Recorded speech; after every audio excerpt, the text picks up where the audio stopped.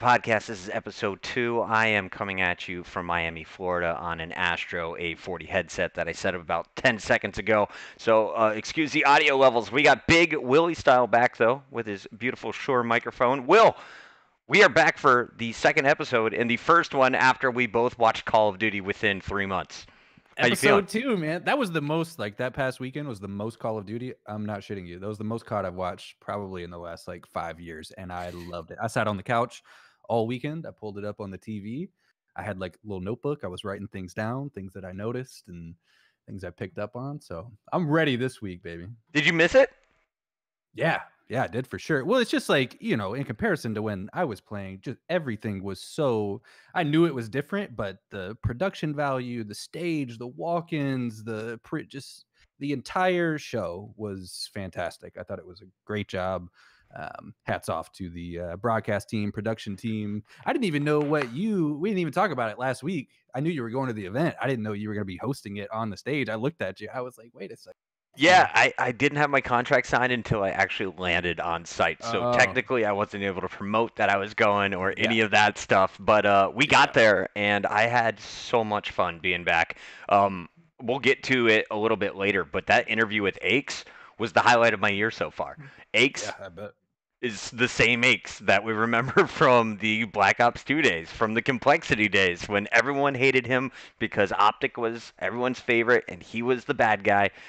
Aches still taking on that role. We're going to take a moment, though, and we have to introduce a new guest to the show, guys.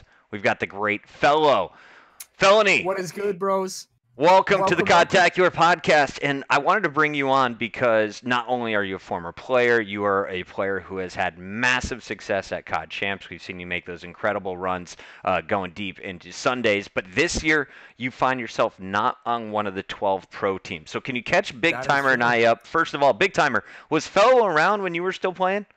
I was an S&D kid when he was still playing. Yeah, I remember in Black Ops 2. Playing with some. Yeah, in Black Ops 2, I think we may have played each other in a few tournaments. But I definitely remember when you were still playing Respawn, I was still an S&D kid for sure, 100%. That's how it starts. And Fellow, what do you think was your peak? Like, what titles were you going to COD Champs and going deep in those tournaments? Was it? I mean, every champs I've showed up to, I've went deep into the tournament. I haven't gotten outside of a top 4 yet, still, but I would say the game that really kicked everything off for me was definitely Black Ops 3, like 1,000,000%. 1,000,000%. Say that stat again. Every COD Champs you went to, you didn't do what? I have never placed outside of a top 4 at a COD Champs. And he's not on a pro team. And I didn't find a team for COD Champs last year. Isn't that crazy to think about? Who wouldn't, as a teammate, right? If you were to team with someone that has a 100% success rate to at least make you 25 grand, right? You would do it, right? I think so. That would probably be my maneuver. Real quick, we want to give some love to the chat while we're waiting on everyone to load in. It's no problem. Welcome. We got Noel Nation, Brian Kings, Pinchy EU, Mind Yo Step, Sway22, Melanie's mom, and Luna in the chat already. Welcome to the Contacular Podcast. If you guys are just joining us, I'm going to need to do a re-intro. So we're going to do that right now. This is for the YouTube video. This is for when we officially get situated because I had to fix something on my end. But we're good now. You ready, Will? 3. I'm ready. Re-intro. 2, 1. Ladies and gentlemen, welcome to the Contacular Podcast. It's episode 2. We got Puckett, Big Timer, and Felony talking everything from Minnesota. The launch of the Call of Duty League happened, and we're here to break it all down for you. Big Timer, of course, one of the greatest players of all time, the earliest GOAT. He was at the top of the earnings list when he retired from professional Call of Duty. Did a bunch of other stupid stuff that wasn't Call of Duty, and now he's back. We got Felony, who we just introed as one of the top players in Call of Duty, especially if you look at the Call of Duty Championships run, has never finished outside the top 4, but this weekend was playing down in Challenger Series in a basement parking garage style situation, and that caught a lot of flack on social media before the whole event kicked off, and people were saying, oh, what's happening with these players? Why aren't they taking care of them? Fellow, when I went down there, it felt like I was in a Brooklyn warehouse party. It was lit up nice with neon. You had rocker signage on a bunch of trucks parked out there. It was warm. There was heating. But tell us the legit situation. What was it like as a player there? before I got there, I was a little worried. I was like, oh my God, what are they doing? I didn't know even who was running the challengers. I was like, I'm one of those people. I would never sit and bash it to my followers until I have firsthand experience. But dude, it honestly wasn't bad. I can't tell you, like, dude, as a Call of Duty player, when you walk in there and you play, do you want freezing cold hands or do you want to be warm? Like, personally, if my hands are cold, I am getting literally turned on. Like, I need warm hands. So when I walked down there and it was warm, I was like, okay. I'm like 6'5", so I almost hit my head a few times in the parking garage. Okay. So that was the only downside. Wait, so was it not outside? Because from the videos I saw, it looked like it was outside. No. So the way it worked is when you walked in, right, there was the security lines, and then there was a staircase that went up and a staircase that went down. If you went up, you went to the main stage where all the fans were, and you could literally walk right down, and it was like 5 steps, and you were in the garage. It wasn't like you can't think of it as like a detached like parking garage. It was literally like 10 steps from each other. It was very close. It was a nice setup. It was nice. Yeah. And they were selling it wasn't nearly as bad as what people tried to make it out to be. Man. How many teams competed in Challengers? Because when I found out they were giving away $250,000, I was like, listen, that's bigger than the champs checks we handed out from like 2008 to 2011. So that was just for the amateur tournament that only had one match the entire weekend broadcast. So how big was the tournament? What is the whole purpose of Challengers? Why are you competing in it, Felony? So I believe there was 180 teams, maybe a little bit more. But yeah, man, $250,000 for a challenger event. I mean, even in my whole career while playing in the pro league, our events were 100Ks, 200Ks too. So to see the first event of the year for challengers, a lot of AM players always make this connotation that it's only always handed to the pros and that they never have a chance. And it's like, well, here's everyone's chance. Like, stop complaining now. Here's 250K. Right. And the reason I'm competing in it is, unfortunately, during this off season, there could have been some things that maybe went my way and I could have found myself on a franchise. But with some restricted rules, sub players, if you're on one of the sub spots for a franchise, you actually, unless your team has an academy, you can't play. So, that was an option for a lot of players this year going into challengers. And for a lot of people, they had to choose whether they wanted to take a little bit of money and basically sit on a team sub spot for the whole year, or if they wanted to basically bet on themselves to compete throughout the year. And I'm one of those people that have always betted on myself in the past, and nothing's going to change. So I figured, you just have to work your way back up, and that was what Minnesota was. It was step one of doing so. There were 12 teams, of course, competing in Minnesota, but only one of them that looked like they had a fully fleshed out roster, and that was the Toronto Ultra, who had 10 players on the lineup. Coming in, we didn't know which 5 were going to play. They definitely seemed to have a starting 5, and they were sticking with it. But you have guys like Bance on the bench. Do you ever see subs replacing a starter on any of these teams? Is there hope if you are one of those guys who didn't start and make it to the main stage of Minnesota? I see Toronto, they're a unique situation, I think. Like, even leading up until Minnesota, we would schedule scrims at Marky B all the time. And he'd be like, yo, A team needs a scrim, B team needs a scrim. And I'd be like, Mark, who the hell is your A team and who the hell is your B team? And we're just going through so many different variations of players. And, maybe off the rip, it may not have sounded like the best idea. And it may be like a little, everyone's kind of looking at it like, why are they doing that? But you have to realize, when in my COD career have people traveled every other week for 7 months straight, that has never been a thing. So is fatigue going to start playing a role later into the league? Maybe some players just get to a point 4 months in where they are just drained, and maybe it's someone else that, they're looking for their opportunity. They come in and, they can improve a team 3 months in. Some other teams, some picked their subs a little differently. Some picked people that may not be able to take their spots. Some picked people that, maybe towards more of an entertainment side, which, it's to each their own for sure. But I feel like for certain teams, they'll have repercussions for picking certain people. Maybe not. Okay. But I think Toronto, they may have found something, man. They may have. They're experimenting. I mean, they're the one team, if you look at all of them, they're the one that got weird. And Will and I talked about it last week. They're like, that's $250,000 on the bench. Like, you have to pay each player a minimum of $50,000. So that's $250,000 on the bench. When are you going to use that? Well, at least in your marketing for some of these teams. Let's jump into it, though, because Minnesota was the kickoff. Will, let's say it officially now that the podcast is live. What was the experience like for you after being away from the game for a while? I know you were watching every moment of it this weekend. Yeah, the production value was leagues above what it was whenever I started playing. I remember even back during like the Black Ops 1 season, and we would just have like some sort of banner draping across the stage, and there were no like player cams. Just the entire production value of the event was fantastic. It was great. The entire broadcast team, hats off to all of them. You as well. You did a great job with the interviews. So thank you, sir. I was really Thank you. pumped to see, the strides that have been made over the last few years. I think it was a great introduction to the COD League. I think the only thing, maybe had one gripe, and it wasn't even a gripe, but some of the new broadcast tools that were being used in the matches, they were great. And I think it was only the first map of the first game. It was Huntsman versus Empire. I think it was a Azir Cave hardpoint. And, they were going through and trying all these different things. And they were switching from like first person to third person in the spectating, which made it a little difficult to They're trying follow. To climb over a wall and just switching to 4 different cameras to just show somebody climbing a wall. And like a lot of pro players, it was hard to follow. So I can't imagine if you were new. But even with that, they took the feedback, and immediately after that, that was the last time they did it for the rest of the weekend. So after that, I thought it was lights out, man. And this is where I was the angriest I've ever been. I wanted to punch every 12-year-old on my timeline because of their inability to read and people thinking that I was fully supporting the way the games were broadcast. Can we just settle this right now? I saw your tweet. I had tweets drafted up that never made it. I had tweets that I had to delete because they were too mean. I was like, this is not Puckett brand safe, the stuff that I'm putting out on the internet right now.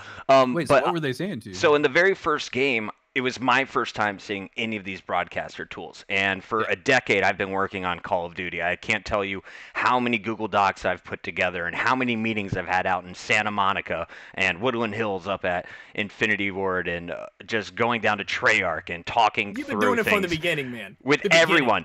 And here are the tools that they've put in the game. And I've been working on Overwatch. I've worked on a lot of Counter-Strike. I've even hacked Xboxes when we did our 2006 TV show of Halo so that I could show third-person Master Chiefs for the first time. But here's some of the key tools that they put in that I was excited to have.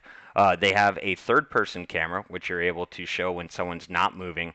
You can get some decent angles and show off the brand new skins that are in the game. I like that. Yes. Third-person camera is pretty weak, though, because it has a lot of clipping, and I'd much rather see a fly camera if operated by someone with some experience. A fly camera, you can get better viewpoints, you can get better angles, you have a lot more flexibility, and you can sync it up with a game director calling a fly camera. Imagine this. The whole team's starting up. Cameras behind their backs. Team's running forward. Cameras flying with them. Camera gets really close to the middle guy. And then we switch to the middle guy's first-person point of view. It's a cinematic experience, and it adds to the production value of the game. What we got in that first game, though, was just people spamming buttons, and it didn't seem like there's any rhyme or reason of where they were going with cameras. The fly cameras... for example, here's one of the big mistakes we saw, and people thought I was excited about the use of it, and I said, no, I'm happy for the tool, not the use of it. But they had fly cameras set up to show a person holding a dom site. I understand that, but you need to not look at the person's face because unless someone attacks him from behind, there's no action on screen. You're supposed to be behind that player looking at what he's going to see. So there's just fundamental flaws with the way things were executed. But at the end of the day, from the fly cameras, the third-person cameras, the first-person graphics, the HUD elements that they've added, like player pictures. Yes. It's been since like Halo 2 since we were able to see live video of a player in that bottom right. But the player face instantly makes that player recognizable. And for me, any observing tools that help the audience not think and not have to think about what they're watching are great additions to the game. Yeah, Hardpoint's a fast game mode, man.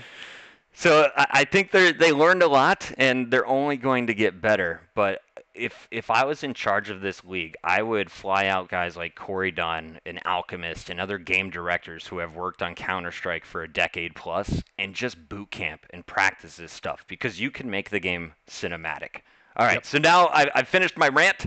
Let's get back into some of the things that we really missed and you want to see. For me, I was really annoyed to not see stats brought up often throughout the game.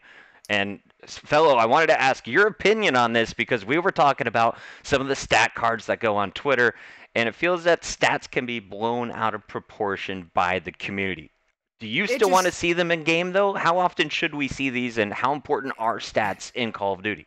It's all about the consistency, man. It's like last year this made no sense to me. I was actually so mind blown. So last year, the public that is watching the stream saw real kills, which is whoever put the last bullet and actually finished someone. Okay. When I pulled up the backboard, I would see estimated kills in action, which were kills plus assists. So, for example, I could have 45 kills on my screen, and I think I'm doing it all, right? At the end of the game, I'm looking through Twitter, and they're like, "Oh, fella went even again." And I'm sitting there thinking, I thought I just went 40 and 20. And you watch the rebroadcast, your ass went 20 and 20. And it's like on top of those, you have your damage statistics, and it's like, this guy had 10K damage. And it's like, well, how many of those kills was he actually finishing off? And then it's like you go from how heavily stats were based last year, and then now you go into it this year where I think the first 2 matches, like, honestly, they weren't even bringing up the scorecards that much. I was like, who's positive? Who's even? Like, just whatever makes it consistent. Like, I hate going year from year, and then one year stats is all that's talked about. Then it's like this year, like I said, first 2 matches, didn't even see who could have went positive. But the actual cards, man, I like how interactive the fans they are with them. You know, the fans definitely like them. If you have a good event, shit, you probably refresh your Twitter and you're like, I'm a 95. Like, so there are the positives. I just think that, like, for example, the Burger of the Week cards, get that out of there.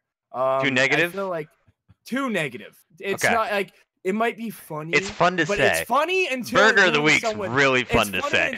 Yeah, it is. It's funny until you're in that position and you may have had a bad week or two, which is bound to happen for everyone, right? Sure. And, you know, until it ruins someone's career, you don't really realize the impact it may have. Now, you can also say that person's ruining their own career for playing bad. Sure. But highlighting it and putting a spotlight on it, I don't think is the right idea at all. Not at all. Understood. All right. I want to see averages because everyone's getting really excited about how many eliminations you're getting or what your KDA is in Search. I want to see per 10 on everything.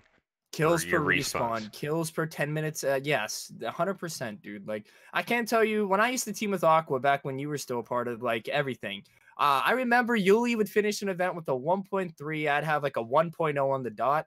I'd go look at our kills per respawn, and me and him would average the exact same kills per respawn. And it's like, if you want to sit and look at a KD, he had a 0.3 higher than me. If you want to look at kills per respawn, we're averaging the same kills at the end of a map, you know? I think that is a way more important statistic, 1,000,000%. And it's not ever looked at, ever. And unless you're one of the players that are going to look at it. And I want to see picks per round. Like in Search and Destroy, I want to know who is doing the most work. Like, because some games are going to 11 rounds. Other games are finished in 6. If you're FaZe, you don't let it get to a 7th round. You just end it. Right. And there's so many things that go into it as well. Like if you're losing the game, Fellow and I were talking before the podcast, if you're losing the game, you're going to end up being negative. If you're getting spawn trapped and Dom, like you're not going to have good stats. And you're also not thinking, like back there in, I remember Black Ops 1, like some of the goals we would have as a team, because we were trying to play so aggressive and every team's going to have different strategies. But it was like, how many interactions can we get into in one game? Like, I didn't care what my KD was. I wanted to go like 40 kills and 40 deaths and just be in the face of the other team the whole time and be the aggressor. So there's always, it's deeper than just KD. Not to interrupt you, just to bring up a very good point about that. So in a lot of games, people completely forget about this. So some Call of Duties we play with kill streaks, some Call of Duties we don't, right? So in World War II, for example, if you were dropping 40 deaths, your ass better have 40 kills. Otherwise, all you were doing is probably feeding someone a lot of streaks that are going to impact the game, right? Right. This game, there was no kill streaks, right? So if you're 40 deaths, you have to realize if you're properly throwing your tacs, whatever it may be, that's 40 flash grenades, that's 40 semtexes, and that's constant pressure on a map. Now, I'm not saying you should have 40 deaths every single game. You need to play with the pace of your team, you know. But like there are benefits, man. You know, it's not I don't think it should be frowned upon as much as it used to be. And that's a great point. 40 and 40 and 40 and 27. Same stat line, 2 completely different KDs. Right. You know? Why don't we have score streaks? Because that was one thing I looked at, and I was so confused, and I had to have someone pull me aside and be like, "Oh, Puckett, they're gentlemen'sing. They're agreeing not to use these score streaks," and that's nothing new. If you're just joining Call of Duty esports for the first time, this is something that the developers have always hated, production always hates, but the players have always done, and that is make a gentleman's agreement not to use equipment, weapons, or kill streaks they feel are overpowered. But are all the kill streaks overpowered? How can you get rid of every bit of that game? Because I felt kill streaks and score streaks were something that made a game like Black Ops 2, for example, simply incredible. Dude, it is one of those things that in some games, I thought honestly didn't fit in bad at all. But in this game, like the only viable kill streak off the top of my head that is within like 8 kills is probably a cruise missile. And there might be like one more. It's just the kill streaks in this game. If you were to get some of them and you were to use them at even a random time, no specific opportune moment, they just take over the game. Like you have a little robot flying around that you're not taking out. There's also, I believe, there's not EMP grenades in this game. I might be wrong about that, but you know, a lot of the kill streaks are just so severe, and you call it a VTOL jet, the game is over. Like just straight up, the game is over. Will, so what was it like? Just subjective. Will, what was it like when you played? Well, with like Black Ops 2 is the last game I can remember where kill streaks were relevant, and it was only, you know, it was 3 or 4 at the start of the game.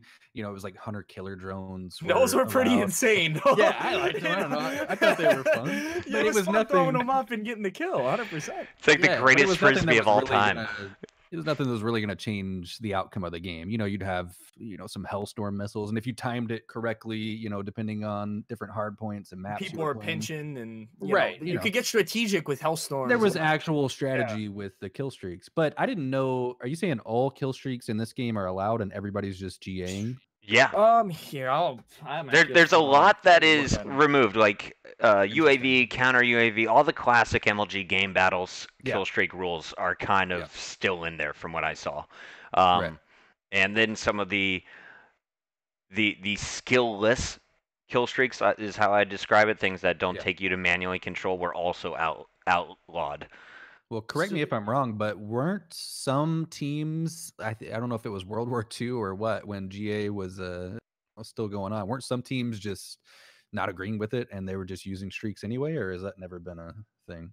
People have went rogue, but what ends up happening is, honestly, it's just usually because their team's not doing too well. This is just the harsh reality of it.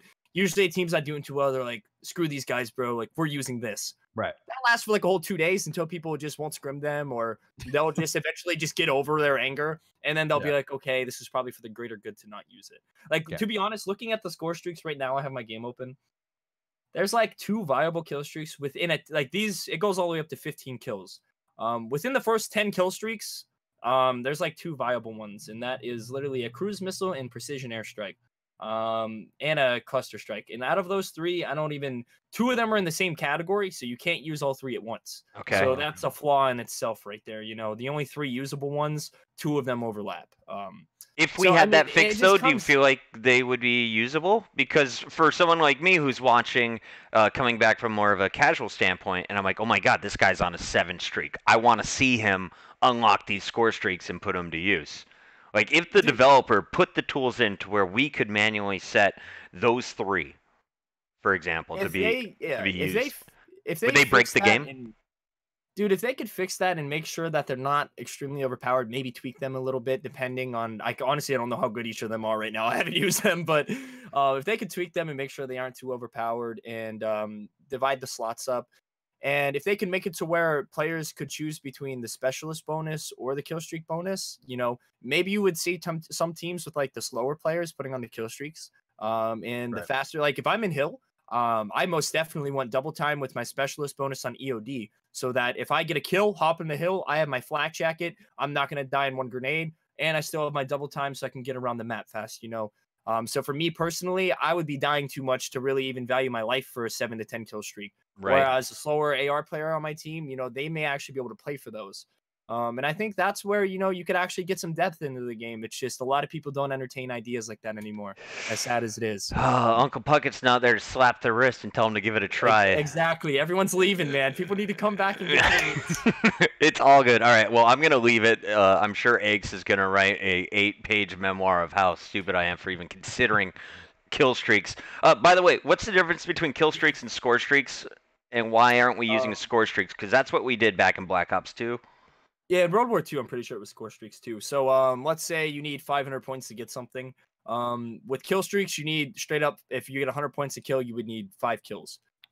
Score streaks, if you get 4 kills and bump a hill, boom, you have your streak. So you don't need as many kills objectively. It scales that way you can make up the point difference. Yeah, I always felt score streaks were more important. It's like I want you to be rewarded for an assist, for shutting down someone else's streaks, doing the objective. There in World War II, when I was on E United, there was a specific hill in Arden's Forest where we made it our rule. You were not allowed to touch that hill unless you were touching it to get time, and your ass was immediately running out of it, and you were playing for kill streaks for the next hill.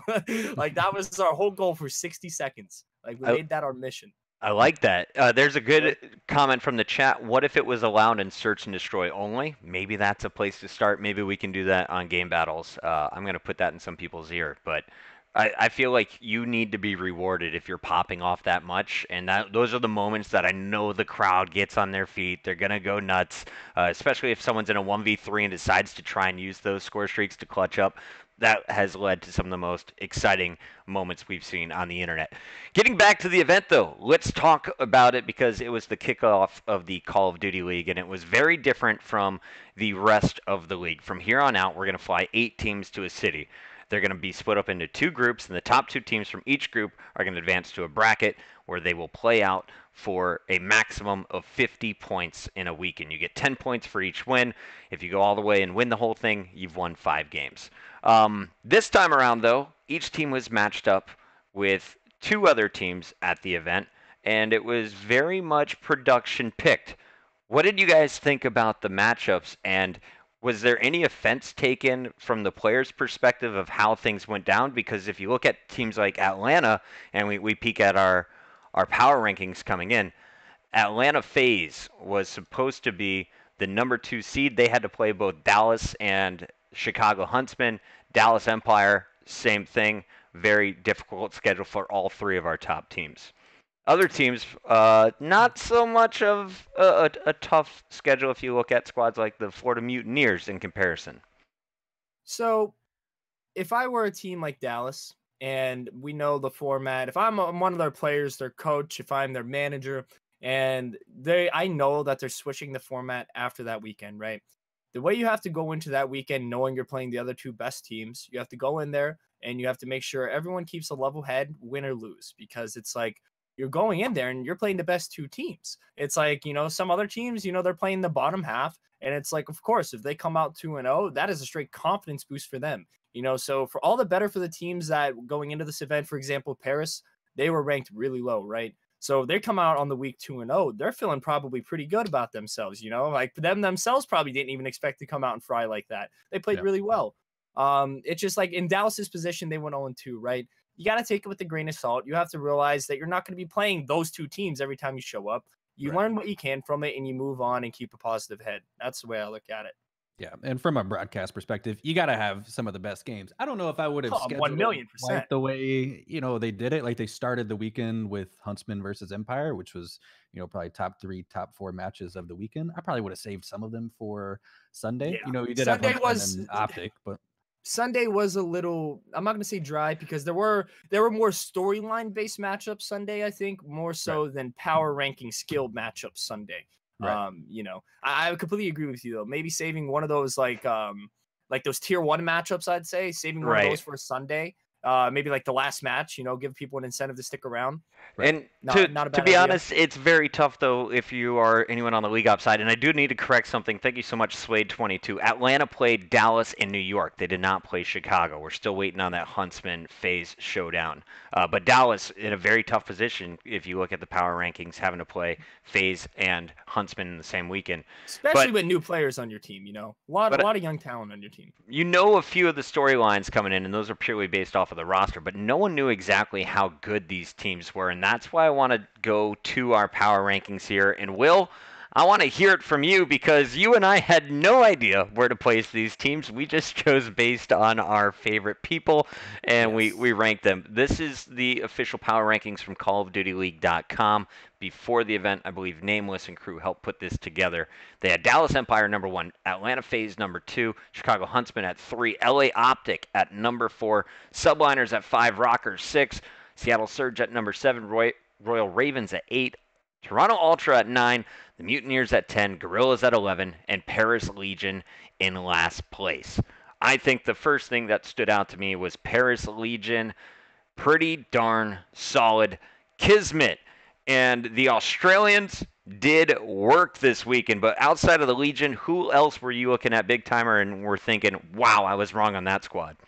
I thought it was the Royal Ravens, too. I didn't have a lot of experience. Obviously, I had seen Jerd play and even played against them a little bit, but they came out and they looked solid. Now, Paris Legion did come out and 3-0 them, and I think that is like the biggest story and the most underestimated team coming into the weekend was Paris. But I liked the Ravens. I thought Wuskins had a really good event. I saw him doing some work in S&D with the sniper. As far as like disappointing teams and where we ranked teams last week going into the event, I was a little disappointed with like the Subliners. I think I had them at either number 5 or number 6. I forget where I put them exactly, but just based on the roster. Accuracy attached, Zuma, temp, 0. Yeah, we expected them to be way stronger than they were. Exactly. Atlanta, I get it. Getting 3-0'd by Atlanta, no big surprise. Yeah, 3-1. They won domination Hackney Yard out of all maps. I was kind of surprised too. Oh, that's right. So they won that. They won that game 3 and and it looked game good 4, Simp until halfway through that. Simp just straight up raised hell on that game 4. Simp at a bat 3. When he literally stared at his monitor, came back with the passion. That's he took his anger out on him. Looking at the Subliners, though, fellow, what went wrong for this team? Were you able to watch any of their games? So I watched part of their first series, and I was very surprised they got 3-0'd because, like I said, I played a lot of. So we personally played a lot of CDL teams in S&D because we knew that we weren't going to have to obviously play them at the event. So it's easiest to get actual practice and show all your cards to them because you're not going to be playing them.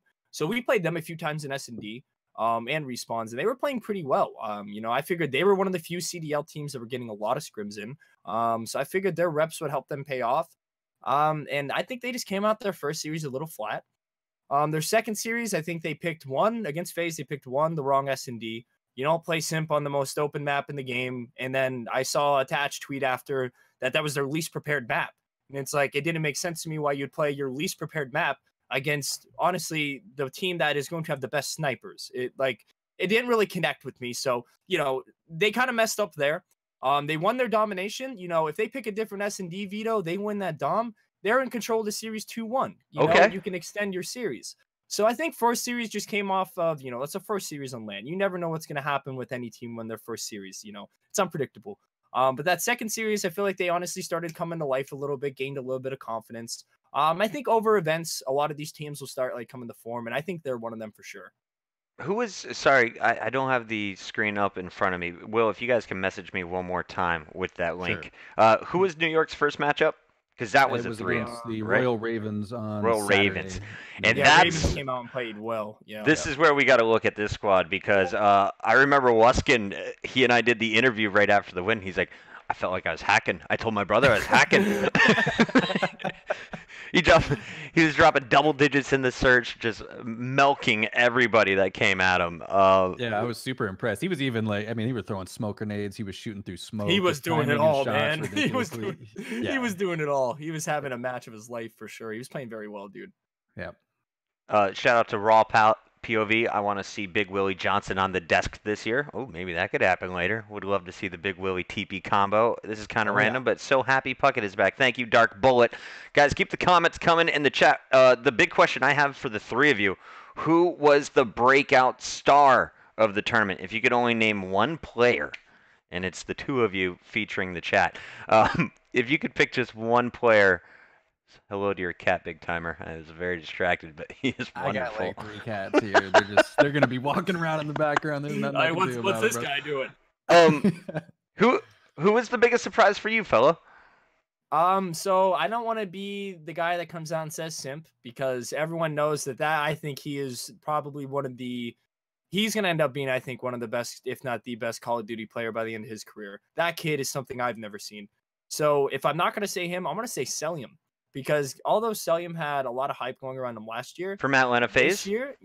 This year he came in, and not only does he just switch between running an AR and a sub, they just all have such good pacing. Like, I have never played a team in my life that is able to play that fast, that aggressive, and still not get punished for it. And I think he's a big part of that. Usually your flex player, they're going to dictate a lot. You know, he is just throughout a game, he's deciding in his head, when do I need to pull out an AR? When do I need to, slow it down? When do I need to pull out a sub and make my, pick things up, help out my players, And I feel like that's a very big responsibility for a lot of teams. And I think he's still playing pretty fucking well, if I must say so myself.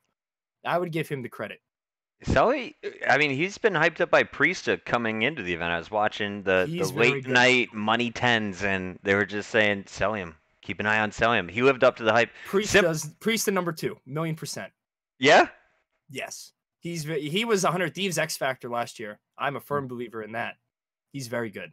So FaZe is totally stacked, average age of 19.4. 19.7? I had the most epic troll, by the way, while we're still on the Atlanta FaZe.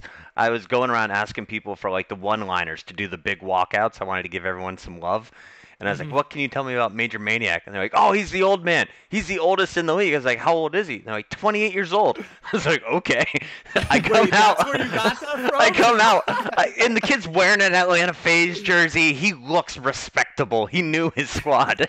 But he trolled me so well. So whoever it was, row 9 on the right side, 3 seats in, go fuck yourself. You got me. And someone even updated his COD Wikipedia page after that, because I remember watching it and I said, did he just say the oldest player in the league? Yeah. And I looked at his Wikipedia after, and someone changed his Wikipedia age to 56 years old. It was funny, man. They got me good, but the community has my back. Thank you for whoever did the update. For the record, yes, chat, he is 21 years old. The oldest, I believe, of that 19.4 on average. But FaZe Clan, I feel like if I'm the owners, I'm just throwing money at this team and saying, sign a 3-year. I can always add veterans to the bench. If we get in trouble, but this is potential right now. Mm-hmm. Yeah, and potential that's already. The thing is, I don't even think they're not all at their peak yet, and they're still basically, I think, better than everyone else. So it's like they're not even at the best they can be, So they only have room to improve. Truthfully. Question from the chat was: can you swap a sub in mid match? You have to be right. Otherwise, you would never sign a search and destroy specialist. So in between maps, you're allowed to switch people out. No one experimented with it yet. Okay. I don't know if any teams will experiment with it. I think it'll be more of one of those things that, remember when Priesta got sick last year? It was in, I think it was Dallas. He was in grand finals or winners finals, and, he got sick. If that were to happen this year, you would have someone that would be able to come in for him instantly instead of his team kind of just being like, well, he just threw up 3v4. Let's go. Right. No, that makes sense. Are there any players you can think of off the top of your head that just aren't really strong in search this year? I mean, obviously there were some people at this event, they didn't have a strong showing, but that's one event. Anybody that consistently... If I'm going to light 2 people's fire, and it's because I'm not saying this out of spite, I'm saying this out of good friendship. Right. I would say Enable and Slacked, if those 2 can step up on Seattle and S&D, that they will make their team 100% more well-rounded, and they will help their team in the long run 100,000%. Because every team, what these power rankings are off of is they're off of the three maps in a respawn series, a Dom and 2 hard points.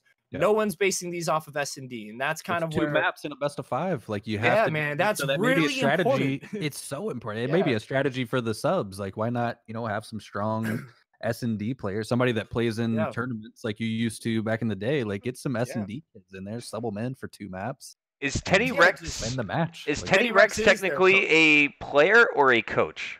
Well, see, that's another thing. Because if he's a substitute, can't you just throw him in? Or okay, he's technically their coach, but the thing with contracts is you can have a 2-way where you sub and coach, or you can have a 1-way where you're strictly a coach and he's not allowed to play as a sub. So I don't know what his situation's looking like, but I would say he was more so hired to basically give them kind of a different way to think about the game, and to maybe just throw them a few extra bones and to help structure them. I just think it comes down to a lot of these teams probably haven't even scrimmed that much S&D, truthfully. Right. They maybe loaded into a map and went over it. But if you're not executing these things and actually going through the motions against another team, it's hard to get the actual practice, Yeah. Regardless of. And is that just because people don't want to show their strategies still? No, it's laziness. Pure laziness. Yes. I talked with a bunch of people about this, Will, and everyone uses the excuse we don't want to show strats. But ultimately, it is laziness. And everyone was talking about even the opportunity to play the AM teams. As Fellow mentioned, his team was playing the Subliners and a few other squads. But very few are taking the opportunity, right? Yeah. No, the teams we played that were CDL teams that we scrimmed, I knew which ones were going to do good in S&D. The Ravens, we played them 3 times in S&D. Maybe 4. And it's look at them. They came out first series 3-0. Literally secured their S&D, won their Dom 3-0. New York, they scrimmed some S&D. Who else? I believe we played Chicago in S&D a few times. We even played Florida in S&D. They came out hot their first series. I don't know if they won the search. Correct me if I'm wrong. But, there was a few teams that I would say, they didn't hit us up to play S&D. Now, whether or not they actually played it and, no clue. But I feel like with the Path to Pro, Challengers Division, and CDO, I don't see why teams wouldn't take the advantage to just play teams that they're obviously not going to be competing against, Yeah, why not throw new looks, and why not? And dude, the worst part about it all is scrims in this game finish so quick.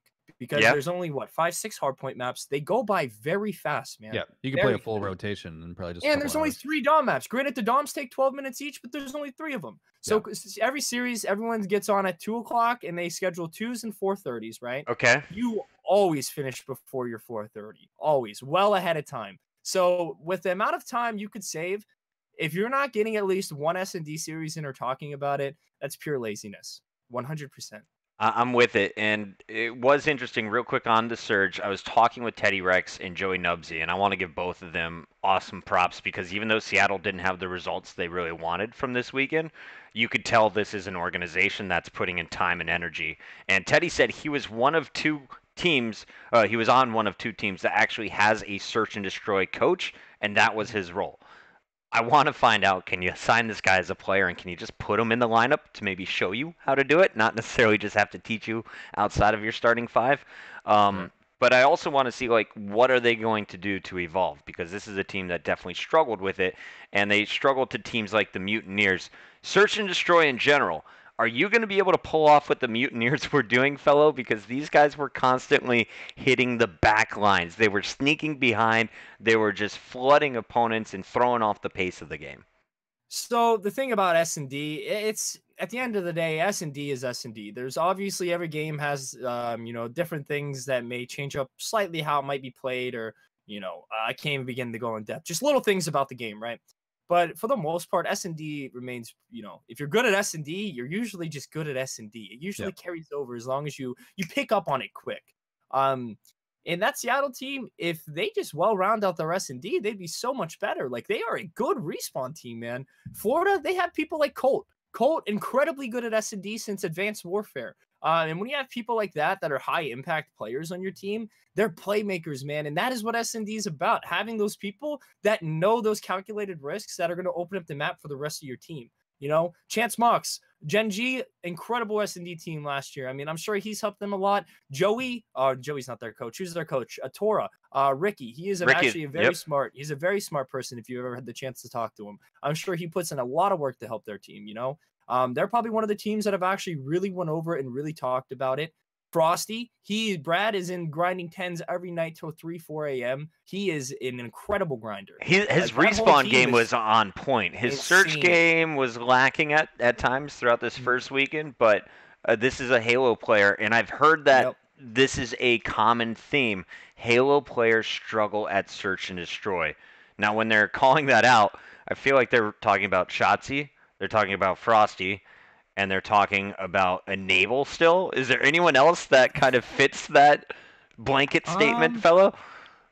Nah, man. I remember Formal when he first switched over to Call of Duty and Ghosts. I played. It was when I was an S&D kid. Still, I played with Matt every single day in S&D, and he was like, "Dude, Ty, let's just get the tournaments in. Let's get the tournaments in." And he was one of those people that took the initiative to understand how important it was, you know. And he was one of those people that, as soon as he switched, he learned how to play it like this.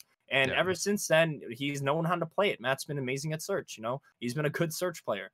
I just think it really takes, it just has to click in certain people's heads, you know? Like people have to learn at their own pace. I think that's how it is for a lot of people. It's just such an important game mode. Like speaking on Seattle, I know, you know, they lost their 0-2 on the weekend. Mm-hmm. They lost 2 3-2 matches and they didn't win a single search all weekend. So that's the different, like perception wise, that's the difference in being like a number 4, number 5 power ranking team. 100% to the bottom of the list. Like if you just win your searches, you're 2-0 on the weekend, you're confident going into the first real like bracket type event. It like sets the tone for the rest of the year. So as long as they realize that mentally, I think they'll be okay. Yeah. But man, it's important. Yeah, it just sucks to see, you know, because it's such like a blaring issue with that team. It's like, damn, they actually didn't want to search. Like that sucks. Like, and it's, you don't understand. Like, well, I mean, I'm sure you do, but like going into a game 5, I've had teams that like I am so confident in search. Like my Elevate team, so confident. When I was going into a game 5, I was not stressing because I've been there so much with those same people. I knew we were going to clutch it out, you know, like confidence level was in the sky starting a game 5.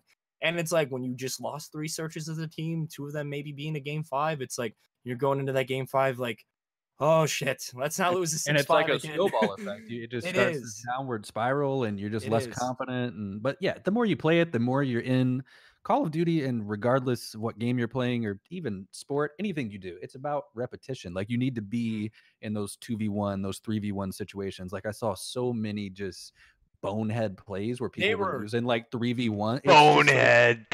Well, they're not sticking together. Like they're just not playing as a team, and they're just allowing themselves to be picked off one by one. And it's just like that simple stuff that if you put the reps in, you would understand. You would have already been in that situation a million times. You would have instantly had the PTSD. You would have thought we're not losing this again. Exactly. We lost it in that scrim. Like, dude, 5-5 Seattle. The map they played, it was Ramaza, game 5, 5-5. They're in a 3v2 retaking a bomb site. They have number advantage. No way you should ever lose a retake on a bomb site where you have the extra man to throw away. And I watched the first person that initiated stand in a doorway with an AR and not slide in. And then the sub player behind him, stand behind him, wait for that guy to challenge. He dies. The kid that killed him runs away. There's 20 seconds left on the clock. Yeah, and then the Enable's sitting in the bomb site like, well, hell, what do I do? 20 seconds left. Yeah. And it's like, you gotta just go in and trades. You can just tell they were uncomfortable in that situation. You can tell they haven't been there at that situation yet, you know? Yep. And those are the things that make all the difference. All right, I finally got the graphic up. We've now got our season standing, so let's talk about the big shocks this week after you look at the end results. Minnesota ROKKR, a lot of drama with their match against the LA Guerrillas, and talking with the Guerrillas at the end of Sunday, they said, we should be 2-0 right now. Do we agree with this? And fellow, can you walk us through the drama that went down between Minnesota and Toronto, at least the hearsay? Because I don't want to speak on behalf of the league and the things I've heard, but I want to know, like, what is the word on the street? Minnesota and LA Guerrillas? LA Guerrillas. Okay. So first off of experience, I've been forfeited a map before for something different in a different year. But I've been forfeited before, and the one thing I'll say is you have to immediately, if you want to win that series, you have to immediately look at everyone and say, it's over with. Next map. They still had a chance to win that series. Yes, it kills your team's vibe. Yes, it kills your momentum. Going from being up 2-0 and being in the coffin to close it out and being 1-1 is 2 different scenarios. But at the end of the day, I will say that, yes, they still had a chance to win the series.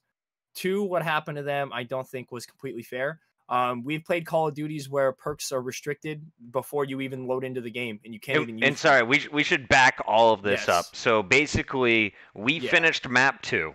We think the score is 2-0. We announced it in the venue. LA Guerrillas. That now it's Patty Price, Mr. Aches, and the villains, the LA Guerrillas, who are getting booed every second of this match, by the way, are up 2-0 and on match point. And then all of a sudden, we come back from commercial break, and we're all notified that there was illegal equipment used, and that the LA Guerrillas are going to forfeit map 2. We're going into domination with an even playing field. So what was the illegal equipment? What was the ruling that apparently came through?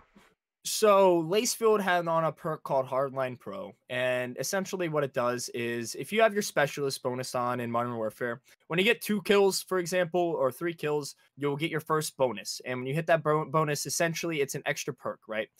Now, he had on a perk that made it to where you get everything in 1 kill faster. So Hardline gives you a kill bonus towards your specialist. But in hindsight, after the match was over, Aches tweeted out that he didn't even have on the specialist bonus. He had on kill streaks. And as you know, kill streaks, we don't use them in their gentleman's agreement. So essentially, he was using a perk that contributed to something that he couldn't even use in the first place. So at the end of the day, that perk did literally nothing to affect the outcome of the game. Yeah. Absolutely nothing. And on the flip side, they argued that Minnesota, they had a specialist. They had the 8 specialist streak. So when you get 8 kills in a row, 7 kills in a row, you get every perk in the game, which includes Hardline, which is what Lacefield used, which was quote unquote banned.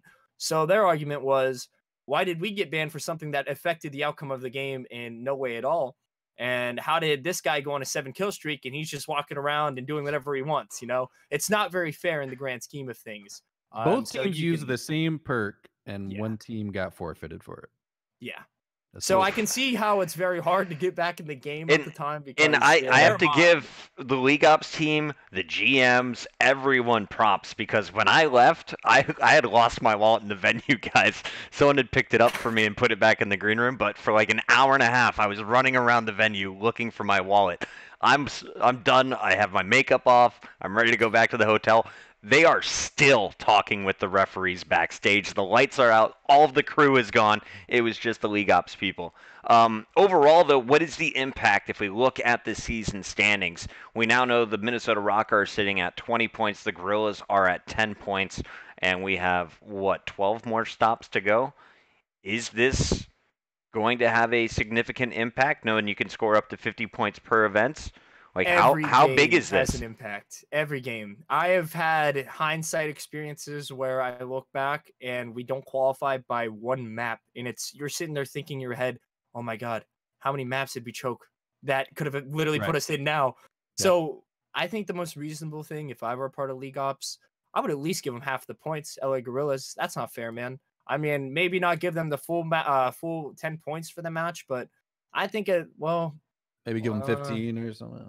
Yeah, maybe give them half. I was about to say, but is every match worth 10? So and then you're never going to give any other team an opportunity to score 5. Yeah. It's I like the logic. I just don't know how it plays out later on. Like, is there a situation where you would rather have them replay off stage in the morning and then just recap it at the end of the weekend? I felt like for a lot of this show, it was getting through the production and just getting the fans in and out of the venue with the scheduled times they were aiming for. And this was a 1,000,000%. A very detailed situation where they made a black and white ruling of, you're not allowed to use this perk. It's in the rules. The perk was used, and here is what is written as the forfeiture. But this is something to look at moving forward, because if you said it's on the default classes and those aren't adjusted in game, this is going to happen again. Right? Well, somebody is going to make this mistake. You want to hear something crazy. So after that match happened on main stage, right? In open bracket, after that happened, in Challengers, there was a team that forfeited someone for the exact same thing after they saw that they could forfeit someone for it. Like, it was literally within 30 minutes after. You had people a floor below them like, oh, hey, we can forfeit them for Hardline? Yo, ref, come here. Like, so it happened right after in Challengers because of the same thing. And it's like, I thought immediately, yo, did I have this on at all during the weekend? Like, that was one of those rules that it had to happen to someone for there to be an awareness to it, which is sad to say. But yeah. It was a bummer. All right, so we've covered the drama. I'm sure if you listen to any of the other podcasts later this week, they're going to have a lot of rulings. But because I don't work directly with the league, I was just hired as a one-off contractor. I don't feel I should be talking too much about this, and we'll let the league deal with the league conversations moving forward.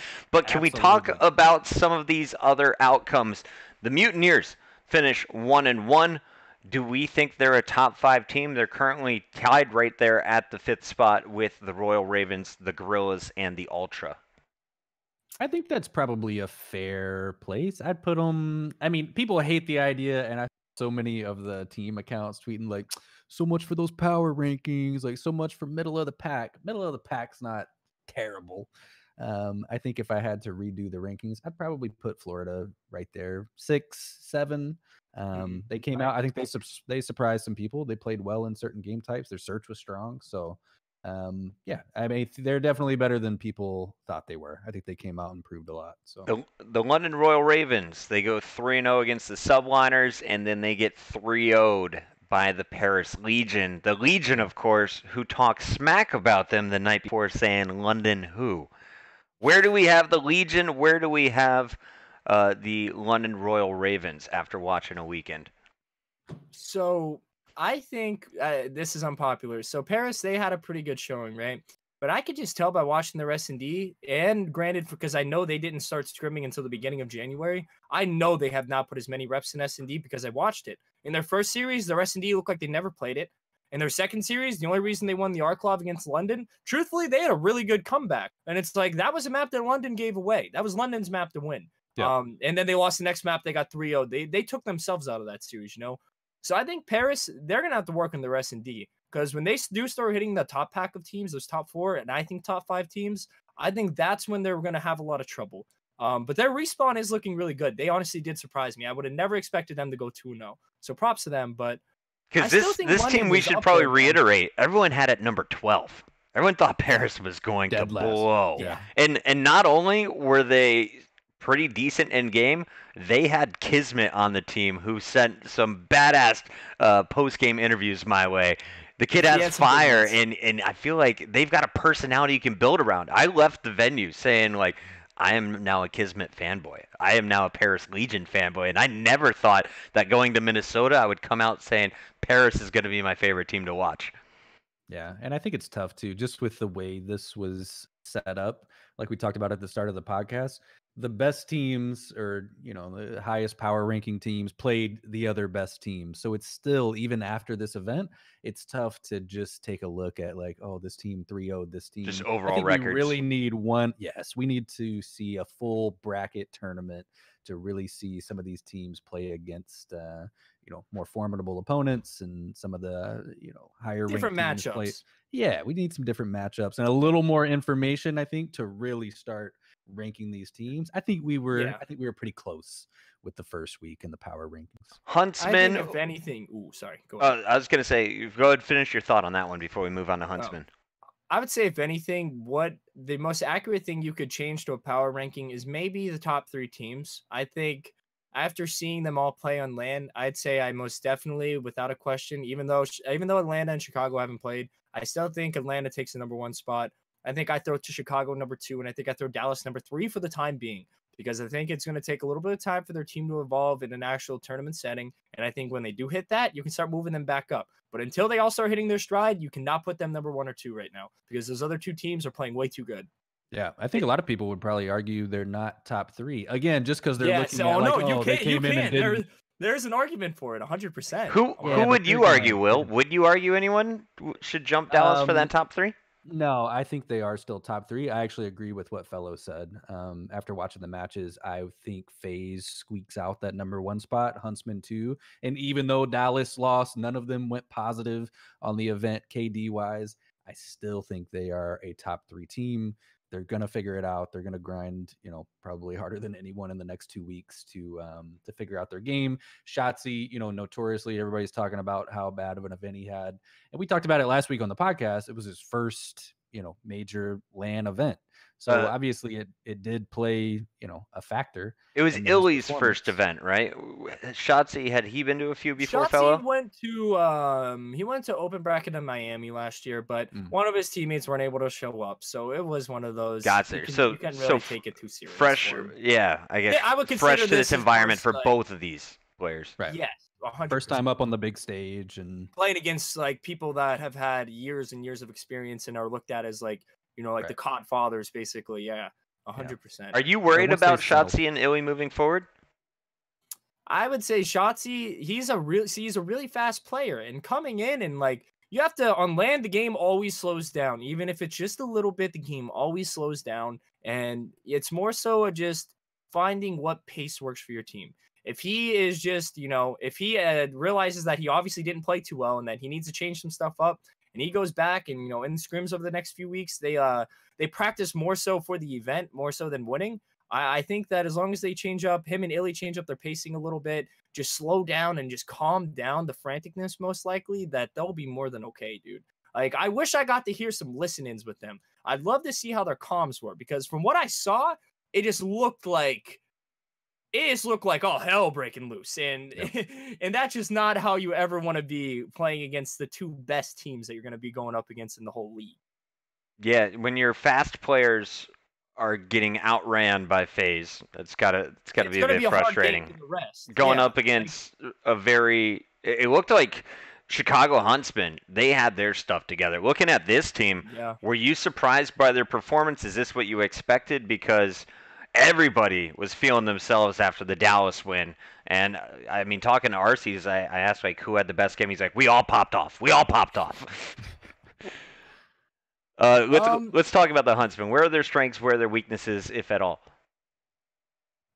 So they were one of the few teams, and them in Dallas, they played 3 series every day, a 2, a 4, a 7, and they probably went over stuff after. They grinded, and they were also one of the only teams that streamed their scrims leading all the way up until the event. So granted, they played that well and showed as much as they did. I feel like that is a big statement, a bold statement, because everyone has this misconception. You can't stream scrims. Yep. Why not? They just did it and smoked everyone. They just proved you wrong. Why can't I think Krim was actually saying that too. He was like, oh, we haven't shown any of our scrims, and we've been watching all the other teams play. It's like, man.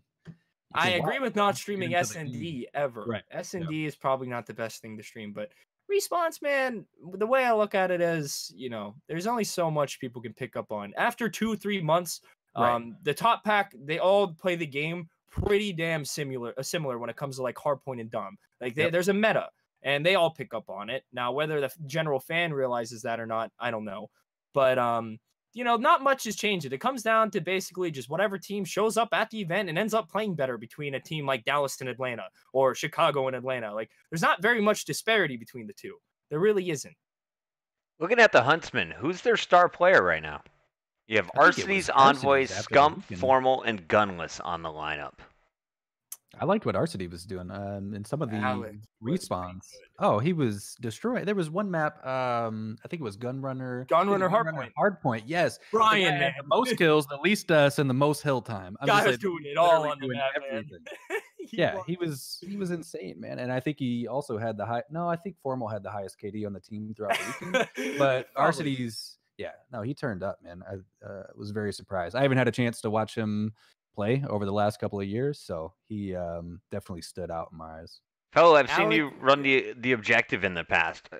Is that Envoy's role on this team? Who's running the OBJ? So after scrimming, we scrimmed that team a lot. Like, I'd say at least 5 or 6 times before the event. Envoy is the player on their team. They're more methodical sub. So Seth is the one that, truthfully, he's playing for kills. He's frying. He's getting hype. Seth is doing his thing on the map. Well, you've teamed with Seth before. You know how Seth is. Oh, yeah. Seth is doing his thing on the map. Envoy's one of those kids that, honestly, for being as young as he is, he's very calm, cool, and collective. Like, such a good mindset if you ever had a chance to talk to the kid. Or the podcast that Hex had with him. But very calm kid. And in the moment, he's the one that is going to make the right play. He's the one that's going to try to flip spawns. He's the one that's going to calm them down. And you wouldn't expect that. You really wouldn't. But that's kind of the sub role he has. He's the consistent sub player on that team. That is just, making the flips, taking the long route, saying, guys, it's calm down. We just need to break this hill. He's that guy on that team. And it's overlooked. No, you got to have that player for sure, especially when you do have somebody like Seth who's just in their face. And same thing with Matt. Matt's the same way, Matt and Seth, they go together. Right. Envoy is the nicest kid. Reminds me of Scump. 100% going to be the next king, says Bud Lee Twitch.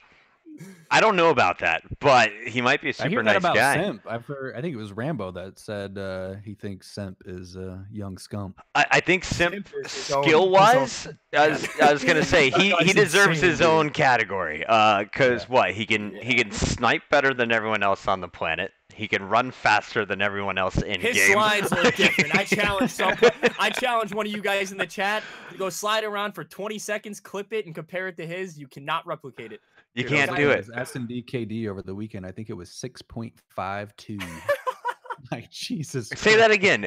His kill to death ratio. So in Surge, let me make sure. Per death, he's sitting at what? 13.2 average. Let's see what he did exactly. All right, chat. You don't think Simp is sniping better than Formal right now? Oof. Oof. I'm sorry, man. You can go to BetHub and put some money on that. Mine will be on Simp. Yeah, I'm gonna throw mine on Simp. I know you can. I've had Matt take over a map against me with a sniper in the past, but Simp is on a whole nother level, brother. Welskin on Piccadilly might be the only one to contest him so far, and that was just because he was getting lucky through smoke. Well, Piccadilly is one of those maps where it is heavily so. To give you perspective, in respawns, teams only one smoke, and search and destroy teams are allowed 2 smokes per team.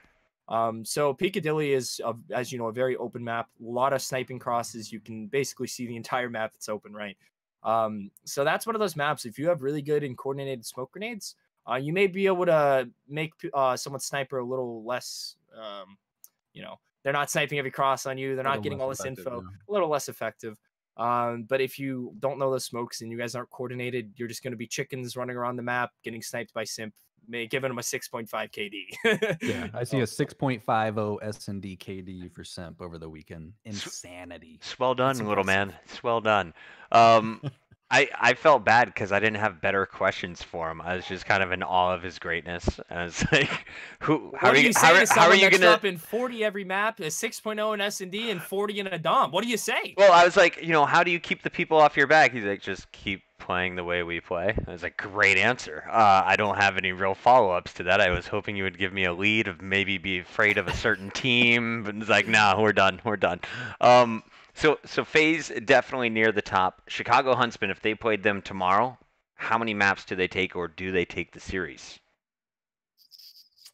That's got to be a 3-2 either way, right? 3-2 or 3-1, I think, in Atlanta's favor. But yeah, you also have to look at it in the fact that the Subliners, after being down 5-0 in map count, and they almost got shut out, right? Yeah. They still came back and no momentum. Yeah, no momentum. And came back and won a Hack New York domination. And if you look at Atlanta's team and then think of Hack New York domination, my money would have been on Atlanta. So the fact that, New York came out and they were able to take a map while being down 0-5 map count on the weekend, a team like Chicago, let's say they come out, take the first map, you never know what can happen in a series from there. So FaZe is mortal. They're not. Definitely mortal. It's just about, honestly, I would say not playing into their pace. If you try playing into their pace, they will literally mop you because you're not going to match it, and they're going to outpiece you every single time. Have to play your own game against them. Makes sense. Does anyone play slow enough to totally counter the way FaZe plays? Like, is that even philosophy? Does that philosophy even work in Call of Duty? Can you have a super passive play style to take advantage of someone being out of position, trying to move around the map? I think it's going to depend on the map. Fellows probably played Modern Warfare a little bit more than I have. You can comment on that, but the best that would happen is, you might catch their timings a little off, but just because you're catching someone off guard, 1, it doesn't mean Simp still isn't gunning you, and 2, just because you got the kill doesn't mean it's an effective kill. If they play as fast as they can as a team, every two of their deaths are matching one of your kills. They could all probably get outslayed and still win a hard point. That's just how that team is. So to answer that question, probably not. You have to play fast still. There still is like a meta on, how fast you got to go with certain pace of the game. But like Chicago, Dallas, I think those two teams definitely are able to take them out. It's about just getting the puzzle pieces together, But besides that, I don't really know a single team. No offense to the other teams, but like as far as if they were to play right now, I don't know if any other team is going to beat them. Out of 5 times, I don't think there's a single team that is going to beat them majority of times. Not a single team. and I'm confident in saying that at the current moment. The chat wants us to talk about the Huntsmen not playing Atlanta, and I'm looking for the graph because somebody, Conair, posted it earlier today. I've got it saved here. Give me one second. Yeah, I think Aches was making a big ruckus on Twitter about it, I think, if I'm not mistaken.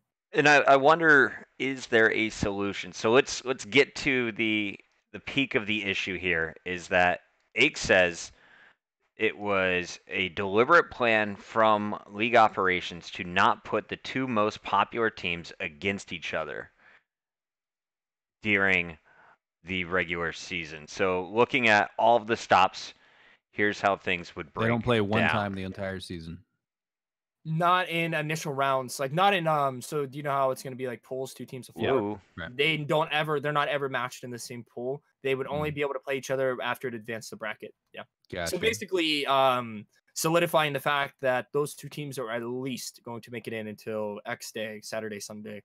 Right, and be a big semifinals, possible finals match. It makes sense. I mean, I see both sides to it, truthfully. I mean, it sounds like a conspiracy theory, but right. It can I mean, be. conspiracies happen, I guess.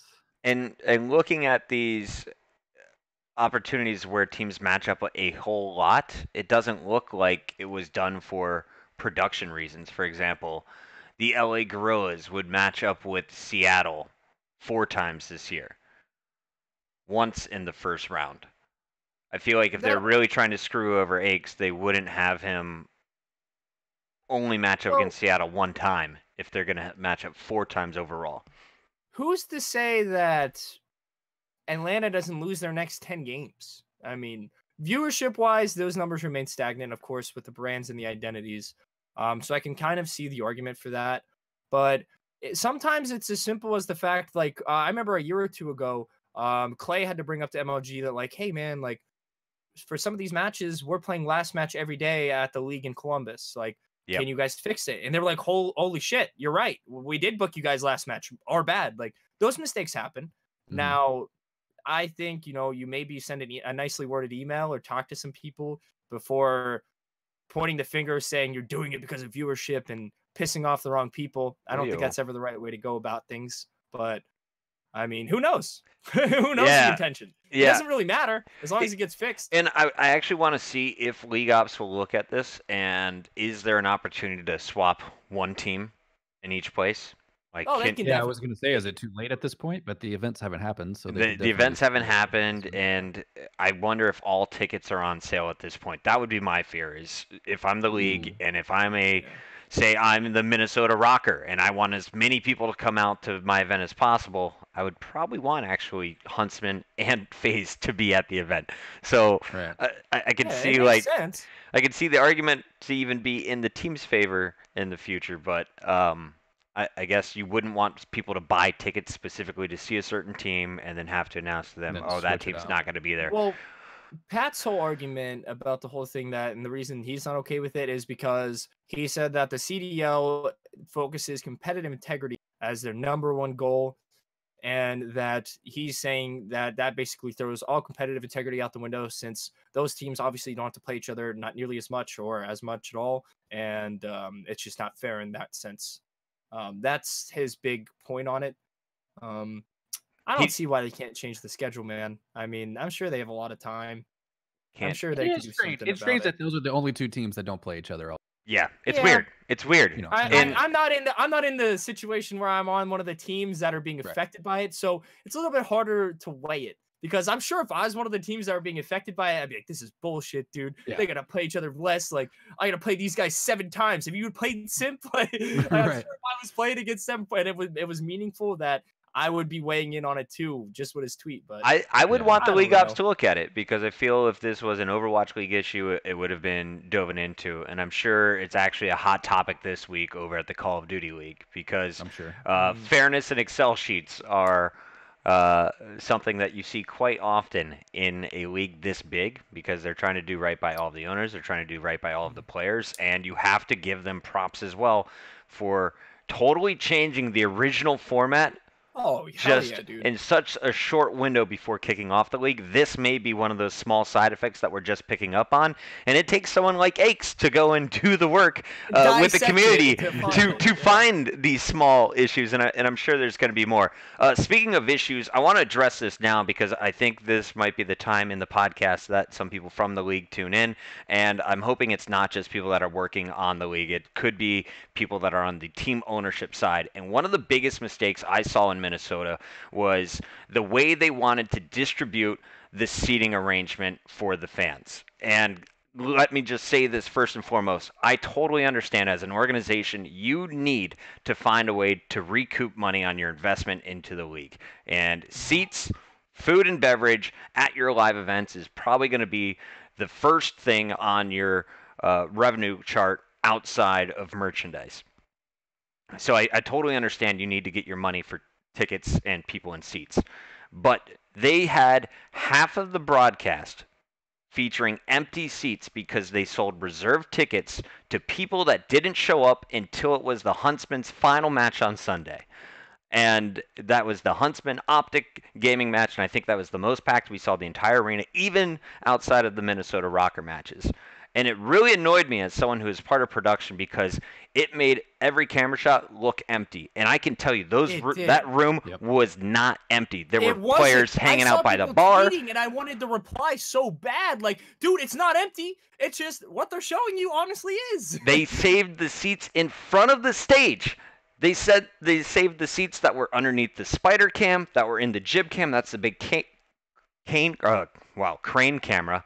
All of those angles, all those beauty shots that I'm sure looked incredible in rehearsal were absolutely wasted because of where Minnesota decided to reserve their seats and the fact that they did not want to pivot throughout the weekend and allow general audience members to be able to move up, or even the players from the challengers that were finished to go and take those empty seats. The reasoning I have to think is they don't want to lose out on potential revenue like that in the future, and they don't want to devalue that prime seating on the floor. But if you are anyone else running an event, ask yourself, do you think you'll sell more tickets to your second game if the first time you sold out your venue and every single camera shot looked full, or if you made a decent amount of money but the audience looked kind of empty? It's like, for me, value that and think about the future and the impact you're going to have on the overall broadcast, because I have to call out Minnesota directly. I think you're the reasoning for a lot of the hate that I saw on Twitter, a lot of the anger that we saw from different communities thinking that this was a smaller show than it could have been. Don't be greedy. Don't be greedy. Be willing to work with people. Be willing to work with production. Be willing to work with some of the advisors that may be telling you to do things otherwise. And be willing to pivot on the fly, because that's going to be the key to success. It's just one of many things that's going to pop up. And the other one I can't wait to see is when we go to London, I think London's going to do it right. They are going to fuel their crowd, because Minnesota's crowd was cold and they were quiet. London is going to be drunk and rowdy, and I hope that's the type of audience we get at every single show. Rowdy, man. Always, man. I actually thought, the home crowd for Minnesota was kind of nice. They were amazing. Yeah, so the Rocker games, literally, if it's not like Optic or Huntsman or whoever coming out, there's no cheering. But listening to the matches on the broadcast from Minnesota, I felt like there was quite a bit of support. So I hope that, this franchise system and this league-based system, starts to have people from Minnesota and from those particular cities actually have a team to root for, and not feel like they're forced to root for, a certain brand. That was the coolest part. Was Aches got booed for the first match. The entire LA Guerrillas team got booed for the first match against the Rocker, and then they got booed when the Rocker weren't even playing. Like, the team just had an enemy, Minnesota and they held on to it. doesn't like that team anymore. Yeah. But also, talking with some of the people in Minnesota, I hung out with two guys who were 35 years old. They both had a baby, but they had come to their first ever Call of Duty event after never watching Call of Duty esports in their life, because we have esports in our city, and thank you for giving us something other to do than concerts. And that's what I'm talking about. And I'm like, that proves the city model. That's what it's all about, man. Local growth. I love it's great seeing the local economies flourish with the local growth and all the new people. But what I will say about the whole seating, Adam Apicella would be very disappointed, because all I think about at every event at the end of Sunday is Sunday, you know that venue is going to be packed, and you're going to be standing in the back near the double doors to get in. And at the end of every weekend, no matter who wins, you see a nice picture posted on Twitter of a venue that just looked like the entire city was in it. And I just see that get retweeted thousands and thousands of people at the end of an event. And I'm like, oh my God, it actually is insane how many people come and watch these. Yep. And I just remember certain walkouts, and I'm just like, they're just killing the own production. They could be so much more intense if there was a whole group of people sitting here screaming behind them, good or bad. It would just be so much better. Yeah. So you guys were at the event. What was the setup like? Like, were there other places where reserved seating that they could charge extra for would have made sense, or was it really only that spot? Will, they have 100%. This amazing whole secondary level going around. So first of all, let me just give you the picture. It's a big square or rectangle box. That's where we had the floor seating available. Outside of that box is a big U of bars. The entire first floor is a bar. A lot of the times there were people just standing at those bars that you couldn't see because they didn't have a ticket to sit on the floor. So they were in a standing room area. Were along the side. It was think of it like a football field. The inside of the football field being all the bottom row chairs that were $200 a piece, and then the outer layer was like the sidelines where there was alcohol. And everyone just stood there and basically was walking up and down between challengers and the main stage. That's the best way to put it. That makes sense. But also, like, think about the other services you can offer than just a reserved seat. If they have a dedicated cocktail waitress that comes over and you're paying a little bit more for that service. I would think of it as an upscale movie theater. What are those other things you can? What are those bonuses you can add? What are the perks you can give them that aren't going to really charge you a whole lot more, but also reserve and make sure they get a great seat, because that's what they want. They want to show up for their key matches. They have their reserved seat, and they're going to be treated like kings during those games. Give them those spots outside of the camera. What about the seats that were right behind the players? Were that strictly for owners? So this is something new and awesome. So originally, I have to think it's probably a sales idea, and it's the best marketing ever, because I sat in those seats for the very first match of the weekend, and it was amazing. So it's the Call of Duty League Stage Lounge. There we go. The Call of Duty League Stage Lounge. And basically, they go around and they handpick the loudest kids on the floor, the biggest fans that they see. Or anytime, like, we had a few members of the Minnesota Timberwolves come in. And so if it's either salespeople, VIPs, or just rowdy fans, they're hand-selected. They're able to come and sit behind the teams, and they can watch the player's perspective. But then there's also a whole bunch of screens underneath built into the stands for them to watch.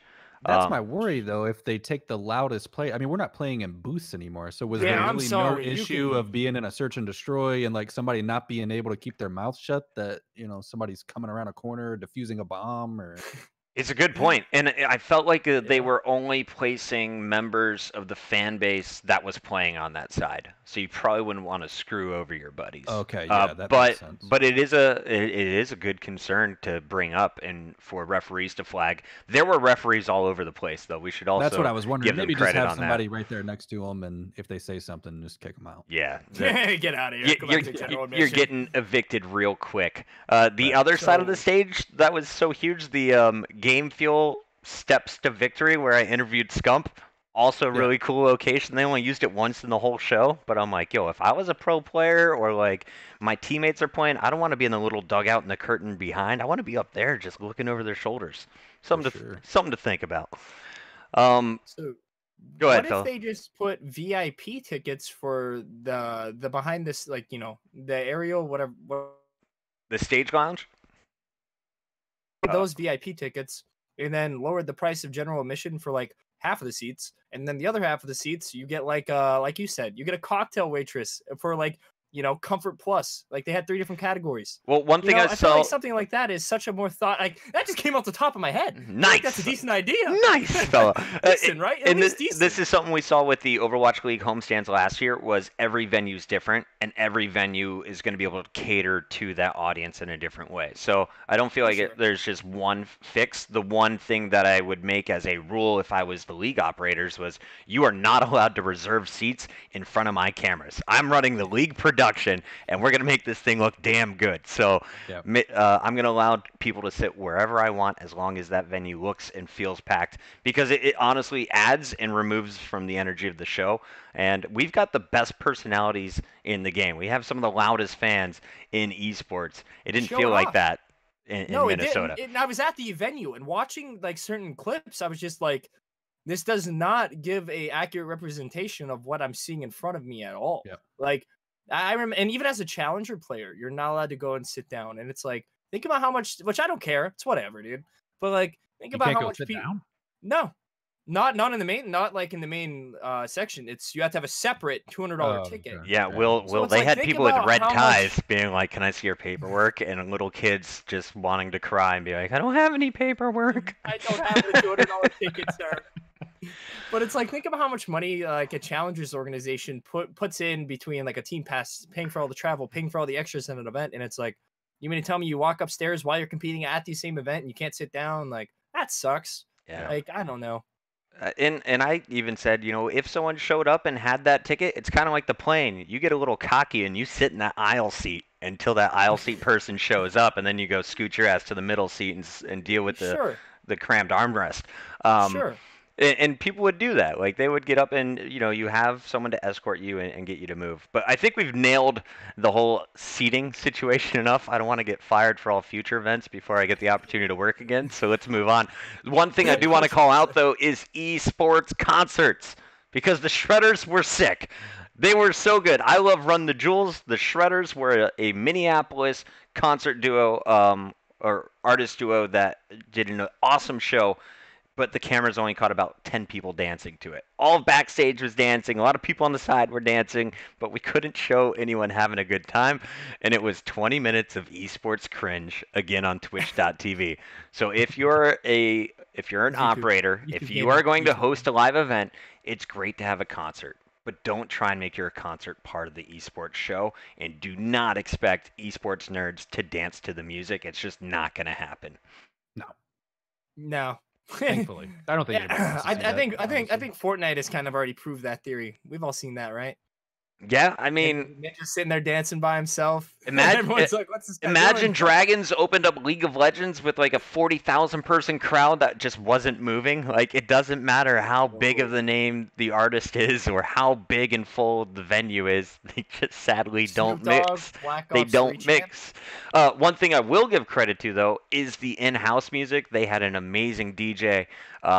When Kobe's news got announced that he had passed, he was playing "I'm the Man." He got like a bunch of people in the venue just kind of really somber, and he set the tone in the right way for that moment.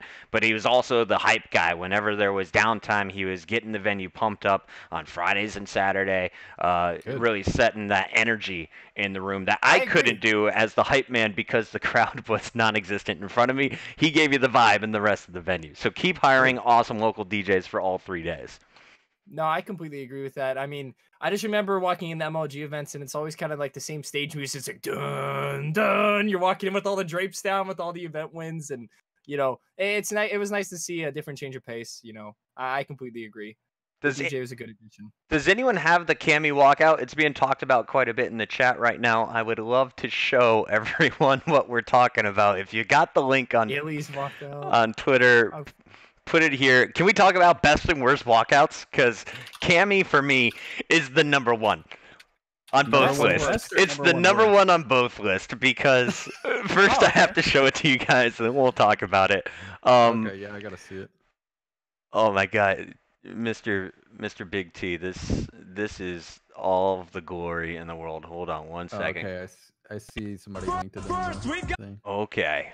All right, let's see here. Let's go, Twitter. Can I open this without ruining the rest of the show? Probably not. Let's get it. Shrink it down, Puckett. He's just waving at everyone, and they're all booing him. He got 1 thumbs up. Props to that guy. Oh, nice. It may have been his teammate. Hold on. Oh, guys, I'm struggling. Display. Can we grow this bigger? What are you trying to do? I'm failing. I'm just gonna give up. Click the link. Click the link, fam. I clicked the link. I saw it. Yeah, that was pretty bad. I also saw, was it Temp or who came out with their hood on? They just had their hood. Oh, that was Illy. That was Illy. Okay, yeah. Yeah, and then they lost the match really bad. It was tough. Everyone was just memeing it. Poor guy. Those are tough scenes, bro. Yeah, it was a good walkout though. It gained a lot of attention. That's kind of what it's all about, right? You need some personality, yeah. Even though it's goofy or whatever it is. It's a funny way to set it. But like what Chris said, if the stage or if certain areas of the crowd were just like a little bit more packed, I feel like it makes all the walkouts a little bit better. Some of them I remember watching and I was just like, that could have been so much better, or like, even if it was booing or cheering, it could have been so much more hype. Who are you surprised to? I was so surprised to see the amount of love for Paris Legion the second time they came out. Florida Mutineers got a pretty large applause. Minnesota Rocker, though, like I think TP nailed it in his tweet. He's like, I don't think any of these guys would have had a huge fan base if they weren't playing in front of their home city.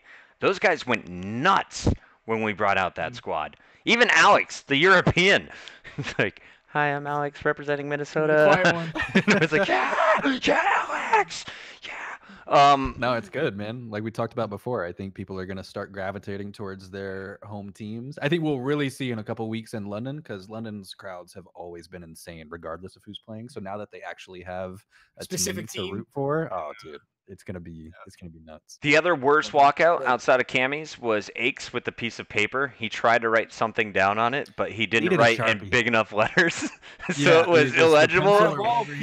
And Minnesota instantly memed it up. They made it a meme template, and they were just drawing like little kids' houses. Everything on it. Everything, dude. Out of all people, I would have expected Pat to really think that through. I like turtles. It must have been a last-minute thing for him. Oh, Pat, I know would have used the Sharpie. Did JCap end up walking out with his whiteboard? He said he was going to. Yeah, Slasher's Optic. Slasher's Optic. Good one. That may have been one of my top 3 because I'm pretty sure he was the last one on his team to walk out. TJ did like that pretty cringe in the basketball, then the hoop is pretty cringy. Nice. And then after it was Cap. And I was like, wow, he actually just walked out with a sign that said Slasher's Optic. It just caught me off guard. I was like, wow, he's taking it, man. Yeah. So are there no rules regarding the walkout? No. You just go out with whatever you want? No, man. It was, hey, Puckett, bring them out one by one. And it's like, how much time are you going to give me? They're like, as much as you want. And I was like, yes. let's milk this. Oh, no. Build it up. Enable, though, like he was the very first walkout that we did from the sides, I think. And he was practicing for like 7 minutes, and somebody just was like recording it. Yeah, he had some really good stuff, and I feel like that is going to be the highlight of the year for me. Is you're going to London, you're going to have like OJ Borg, who is an amazing stage host. I think he's going to blow my performance in Minnesota out of the water. But we're going to be going to Atlanta. We're going to be going to so many different cities, and all these players are going to get to do different walkouts in front of their crowd. It became a huge thing in Overwatch League to the point where people were more excited to watch the Florida Mayhems walkout than they were to watch the Florida Mayhems gameplay. So it'll be a build-up. Did it just get super extravagant, or what were they doing? They brought out palm trees. They were carrying each other outfits. Like it got special. I think. Okay, so it's gonna evolve, is what you're saying. We haven't seen all they had to offer. Oh yeah, and I feel like Aches is gonna have some of the best walkouts. I'm just waiting to see what he's got for us. Okay, he has a good mind. We're coming up on 90 minutes here. We started the podcast and then we had to restart it as I fixed an audio issue. But guys, I wanted to apologize at the start of this because I am in Miami. I'm going to be hosting the Fortnite Streamer Bowl this week. We've got 16 pro NFL players playing with 16 Fortnite streamers. But we're going to be back on Tuesday and we're going to be talking more about the Call of Duty stuff that's going into London.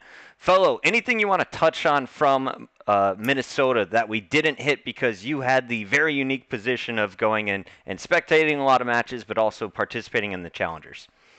So one thing that didn't get light that I want to bring up, it's very little, but it was something that was a very big issue. One of the biggest blurring issues was the fact that we are not using specific. So PS4 does not have straight wired controllers.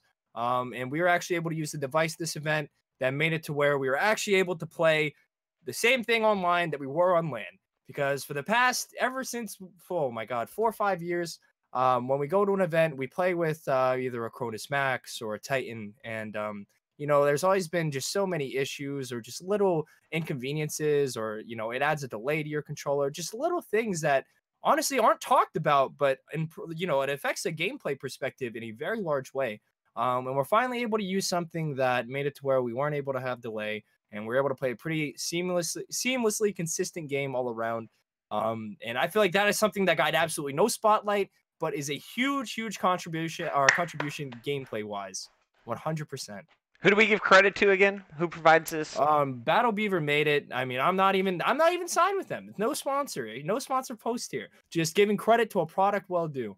I like that. I like that. Will, anything that you wanted to hit on from Minnesota? I know we were all over the place in tonight's podcast, but I had a good time. Yeah, no, I had a good time too. Congratulations to the players. Congratulations to the teams and owners. I think it was an incredible first event from someone who was spectating at home. Looking forward to the rest of the season and the league. And 2 weeks. They'll be in London. I'm ready to watch. I like that. Chat, who was your favorite casting duo over the weekend? Because Miles Ross is growing on me. His big beard. I love Miles, man. He's becoming one of my favorite commentators in all of esports. He was so bummed. We were supposed to have the hype battle with Michael B. Jordan, and he had like 40 different one-liners for him, mentioning every single movie from Creed to Black Panther. Did he not get to do it? He had him loaded up. So unfortunately, the hype battle is supposed to be so sick. We practiced this all of Thursday. It was the only thing we practiced, and then it got canceled for the show. But it was supposed to be Karl Anthony Towns, who's a 7-foot monster who scored 67 points the 2 days before. Andrew Wiggins, who scored 55 of his own points, also from the Minnesota Timberwolves. Then we had Vince Staples, artist and musician out of California, and Michael B. Jordan, who is an investor in the Subliners and, of course, actor in every movie and Netflix special possible. Pretty much. But Michael B. Jordan and the whole crew, they get the news, and they were just shattered. They couldn't go on stage. They wanted to just reflect and be with their families, and I think it was a great call by everyone to get rid of that hype battle, because I can't imagine coming up and being like, are you guys ready to get hype in the worst moment of sports history so far this year? It wouldn't have been the same. It would have just been the most cringe thing ever. So really appreciate production for pivoting there. Gary V, we should mention Gary V being at the venue was really cool for me. It was awesome to see a minority owner coming in and really getting behind his team on the marketing side. Dude. Gary V. Dropping the F-bomb fearlessly, just letting it rip. Multiple times, I'm pretty sure. Yeah, it's like, we can't get fired if Gary doesn't get fired. Like, we're all in this together. Maybe it's like, yes, job secured. I want to give a shout out to Lottie. I know a lot of people are upset that Katie wasn't here and they didn't know who Lottie was, but Lottie has been someone I've been watching for years. She's been crushing it for Gfinity, doing Rocket League, Halo, Counter-Strike, all of the games you could possibly imagine. She had so many tech issues, like teleprompter glitching out on her and small things that you guys will never, ever know, and she handled it like an absolute boss. And also Nameless and TP. Headsets cutting out, random stuff, like the first event glitches always happen, and they all handled it like champs. So if you guys enjoyed the desk segments, if you guys weren't bored in the massive downtime when we were trying to get the players ready on the main stage, make sure you're following Lottie. Show some love to TP and Nameless, because I feel like those were the unsung heroes of the events, and the casters who had to fill as well. Everyone did great. I'm so happy. Yep. I'm so proud. All around. It feels good to be back, guys. Fellow, I freaking miss you. What team do we have to petition to get you on? Who do you want to play for? Listen, man, I'm not picky, man. Just my email's in my bio. Send it over. I'll hit it with that digital signature, man. Just get me back on the stage. Where are you from? Pittsburgh, Pennsylvania, man. Pittsburgh. If you're trying to get in Pittsburgh. Pittsburgh, Pennsylvania. I feel like Paris Legion should probably pick up another person not from France. I feel like you'd be a perfect fit there. Yeah, 100%. I'm a perfect fit anywhere I go. If you need someone that can keep up with Simp and Abizi, I'm your man. All right. I'll just wait for Simp and Abizi to like slap some people up, and then maybe people will turn their heads. Just be the veteran who silently sits on the bench for FaZe and maybe gets in when they get old. Wait for one of them to develop some carpal tunnel and then shine. They're tiny. They're gonna get sick traveling at some point. Anyway, immune systems. Chat. Did we hit everything? I feel like we hit everything. If not, make sure you guys tune in. Nameless is going to be doing his podcast this week. I know Maven and TP and Merc and the whole crew were talking about maybe doing some more shows for you guys as well. So I hope you enjoy it. I know we've all been waiting for the Call of Duty League to kick off. It is here. We're going to be bringing you the action every Tuesday at 7 p.m. Eastern. This was Contacular Episode 2. Thank you, Flo. Thank you, Will, the great one. We'll see you all soon. Peace out, guys. Deuces.